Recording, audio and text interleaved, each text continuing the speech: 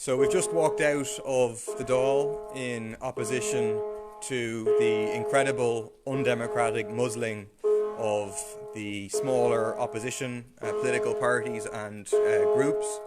Who joined in the walkout was Solidarity People Before Profit, the Independent Group, the Social Democrats, the Labour Party, and a number of other independents.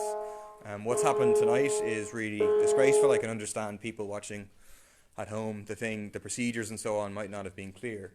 But on the last day of the Dáil, the very, very last day, we started about 9:30, the government wanted to fundamentally change how the Dáil debates are organised. And for the first time since 1922, to have a situation where in the first round of debates, not every single political party will get to speak.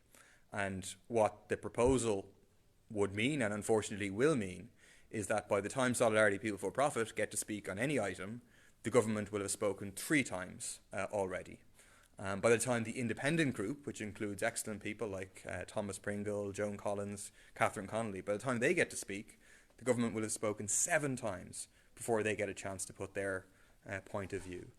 So it's a really scandalous attempt by the government after a month in which they've been utterly hammered, and by a lot of the left parties playing a key role in driving that in terms of the Barry Cowan scandal, the super junior ministers, the pandemic unemployment payment, and then the government has moved to muzzle us. There was, unfortunately, it seems, a deal with Sinn Féin. Sinn Féin came under pressure today, thankfully, and reversed their position. But we think they could have fought the government much harder. They didn't join the walkout, for example, unfortunately. And we had therefore no choice. But they rammed this through without even having a debate on the last night. Absolutely incredible. And so we had no choice but to disrupt proceedings in the Dáil tonight to the best of our capacity, and to try to draw attention to what's going on, that the government is trying very consciously to muzzle the opposition, to diminish the speaking order that we have. What they try to say is that, this is about backbench TDs, they have as much of a right to speak as you. Absolutely, that's not the question. It's a distraction.